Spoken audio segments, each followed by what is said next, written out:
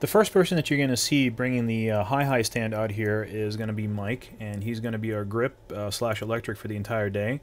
And the person coming in on his left right there is going to be Ivan Corona, our camera operator, and also one of the presenters, going to help you understand some of the concepts in the video.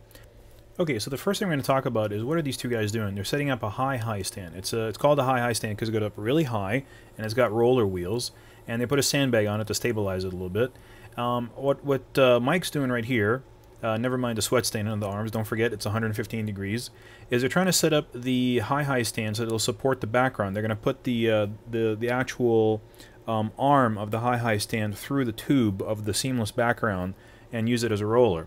The way they're setting it up right there, if you actually apply some pressure to it on the left side, it will simply unlock itself and just fall apart, and the whole background will just fall down, or if you have something heavy on it. However, if you turn it in the other direction, the more weight that you apply to it on the right side, the more it's going to tighten down on itself. As you can see right there, the more weight he applies, the more it tightens down itself. So there's no danger in that arm just unlocking and releasing its payload. The more weight we apply to it, the more it's just going to get tighter and tighter because it's going righty-tighty with the actual direction of the tightening. Okay, and let's watch Mike here try to tighten this thing as much as possible and then loosen it up a little bit. And the more weight he applies to it, the more it's just going to lock down and it's not going to release the weight. When you're pulling on a Gobel arm in order to adjust it, you obviously don't want to go too far out when you're pulling because these are, sometimes they're made out of nickel or other thinner metals. You can very easily bend these and warp them, such as that one. Once they're warped, especially if they're rentals, you might have to pay for it, and these can be very, very expensive. So when you're adjusting, you want to make sure that you're pulling no farther out than maybe a foot or so. Obviously, you'll get a little more torque when you go out farther, but you want to make sure that you're not so far out that you have the potential to bend the arm itself. As you can see, that arm's been pretty bent up. You can put a counterweight here also if we have a really heavy object. You can put a sandbag or another weight. Even if it has so much weight actually built into the front of it, like if you have a heavy light or heavy instrument on it, you can actually counterbalance that weight by putting a very lightweight sandbag or some other type of lead weight or any kind of metal weight to counterbalance a heavy instrument and actually keep it at an even keel. Watch your eyes. Hot points, hot points. Thank you. Whenever you're rotating these stands around, make sure to call out hot points. You know, those points can actually injure somebody, so they call out hot points for me to back up.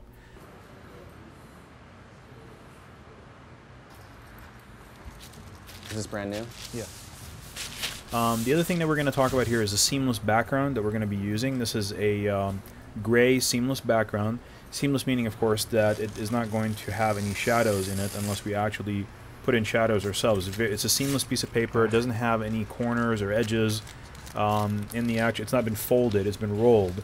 So it's not going to create any shadows except for what you put onto it yourself.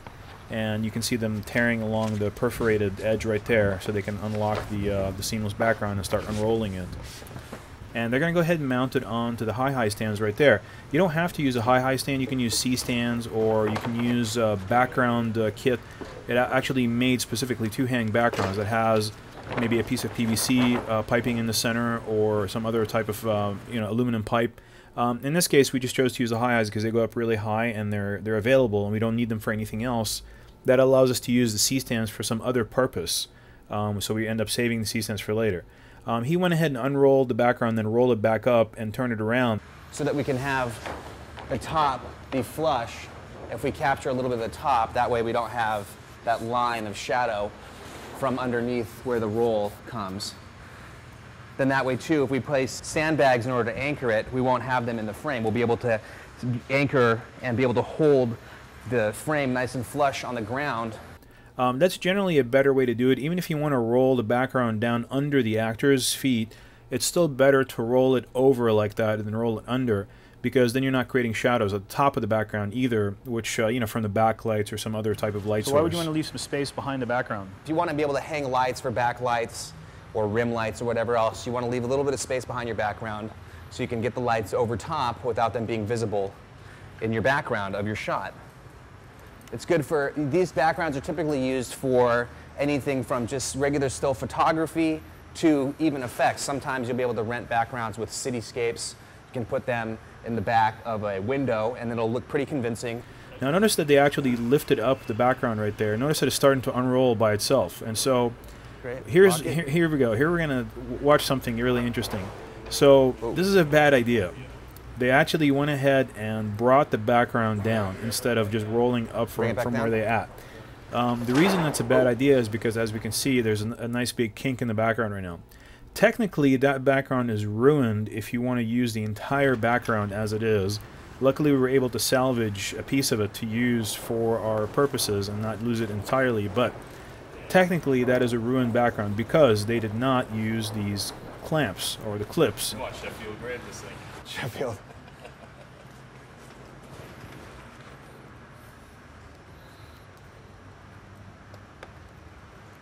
Actually, let's click the top.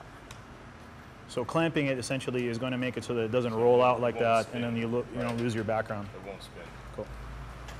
And make sure that when you do that, that the back end of that clamp hits a piece of the high, Raising it up. so that the clamp doesn't just start rolling with the paper and then tears the paper itself, like that. See, that would actually just roll. All right. So you go one loop over, one loop under. Yep. What is that called? Over under. Over under. What does that mean? Means that the cable won't get stuck. If I want to throw it, I could throw the entire thing out and it won't get coiled. Buckaroo.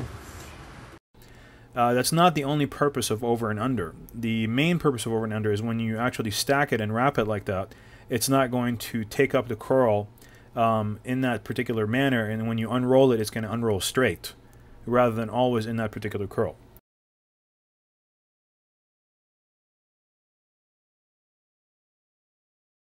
So now we're going to go ahead and do the lighting for the makeup session. This is going to be a pretty easy lighting scenario. We're just making it so that we can see the makeup exactly as it's being laid out. Here we are grabbing a stinger. The stinger can hold 20 amps generally. When you have a black stinger like that with heavy duty Hubble connectors at the ends, it'll hold 20 amps, which is a lot more than regular household current of about 15 amps. 20 amps is generally what's being used on the set with standard AC plugs. And here we are lifting one of the lights that are going to be used as a rim light and putting it on a baby stand and locking it in. And notice that we're locking it in finger tight, not hand tight. When you lock it in hand tight, you're going to break that locking mechanism. But if you lock it in finger tight, it's just enough that it's locked in solid, but it's not going to break it. Striking. This thing is tight. And notice that he's locking the tilt mechanism on the light, and he's going to go ahead and raise it here in just a moment. There's the tilt, locked, and he's striking the light again. Striking. Cool, let's bring the light all the way up. Wait, let's make sure that, you always want to make sure that you start with the highest riser first as opposed to the low one, because now he can't reach. See, he risks either injuring himself or damaging the light if he attempts to adjust from a higher standpoint. So if you're going to raise higher and you have made that mistake, just simply lower the light carefully. Also, if you're working with tungsten lights, you want to make sure that before you move the light, you want to strike it first, because if the filament is hot, you're more likely to break the filament, and therefore you're going to have a lamp problem.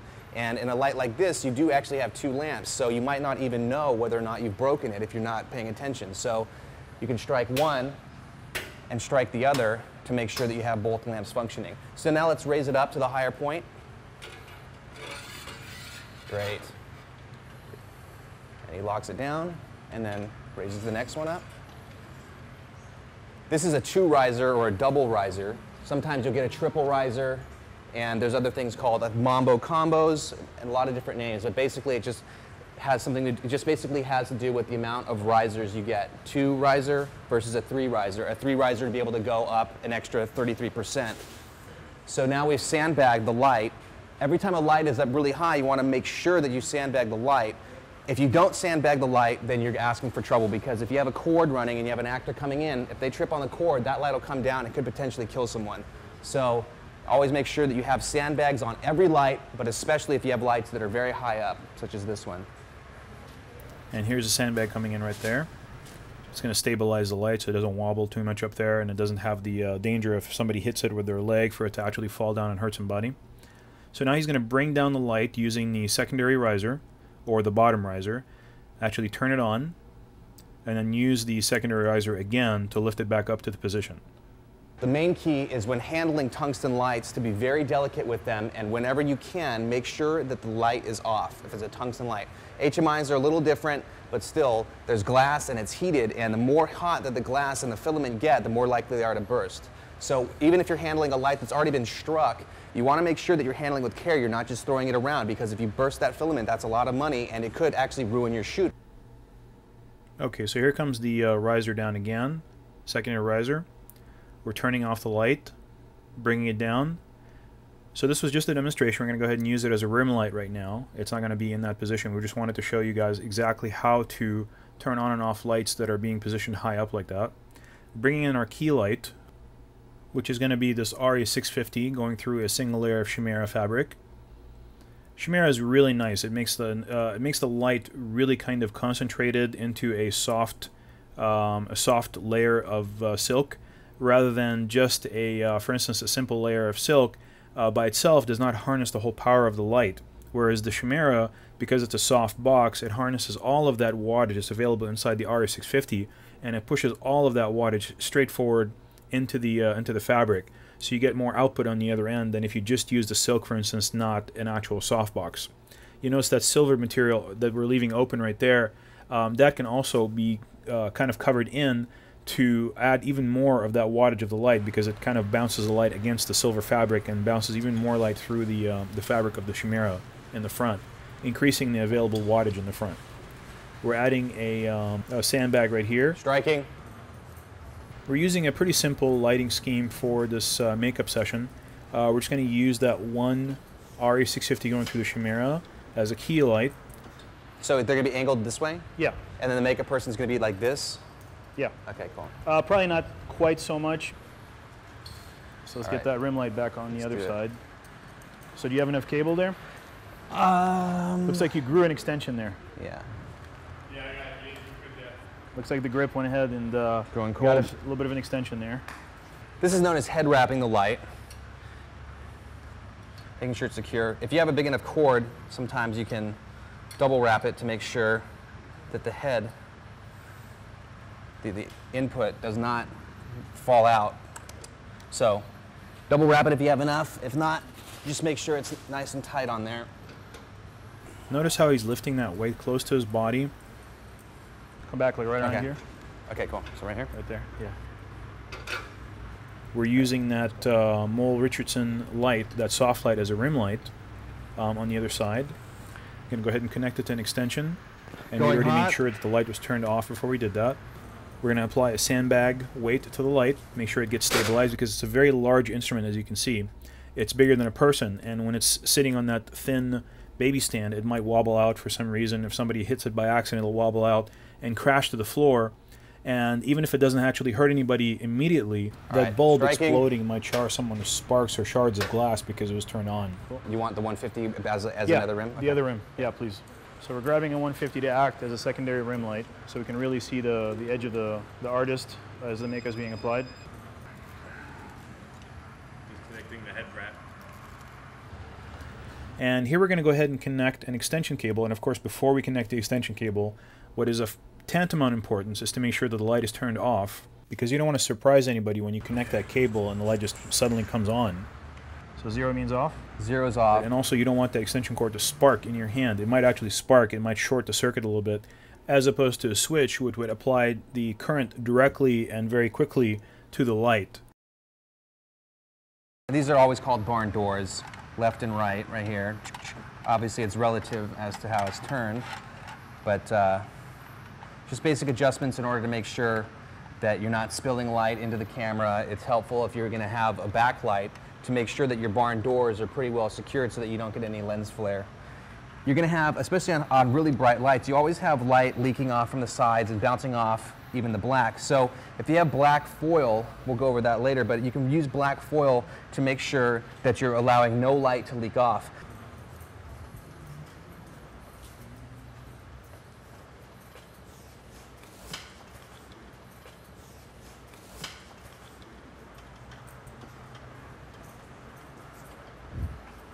The key to black foil is you have to make sure that the top is slit a little bit to allow ventilation. Because if you wrap it too much, this is not going to be able to get the ventilation to the light that it needs. And once it heats up too hot, then you're going to have the lamp bust. Or you could actually have wiring problems with the light, because if it gets too hot, the wires are going to melt in there, despite the fact that they're actually designed to hold very, very, very high temperature loads. So this light is acting as our secondary rim light from the right side of the frame, and it's going to outline the shape of the actor being made up, or the model being made up.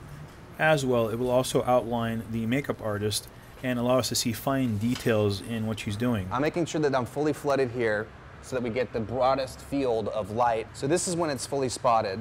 So here we are finding the spot. We're finding the exact spot of that light and making sure that we're hitting the primarily the head of the model with that spot. And this is when it's flooded.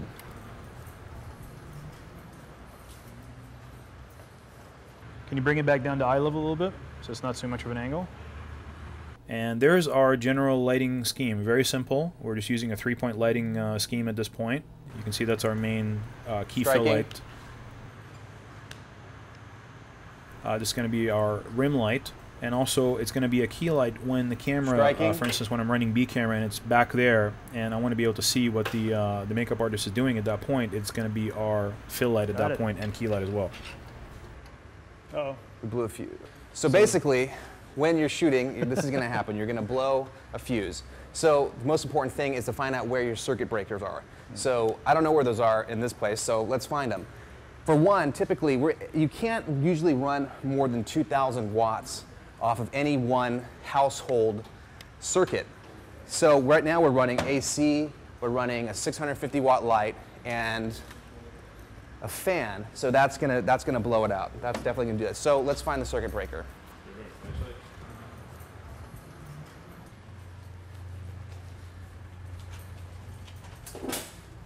Yep, ship number 5.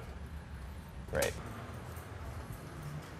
Once a fuse breaks, it will flip over to off. It'll automatically switch. So we just flip it right back. We blow a fuse, you want to make sure that you either strike the lights or unplug them. It's best to unplug them, because when the light comes back on, the surge of electricity could potentially overload the light.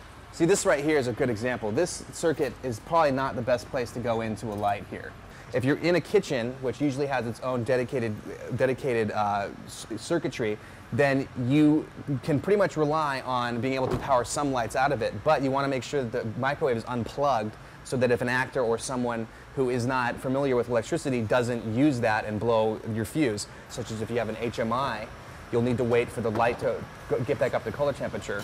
And if you're not sure whether a light is turned on or off and you're too far away from it, make sure to call out possible hot strike, because you're telling everyone that you might be turning on a light, you might be connecting a light that might actually already be turned on. Okay, one hot.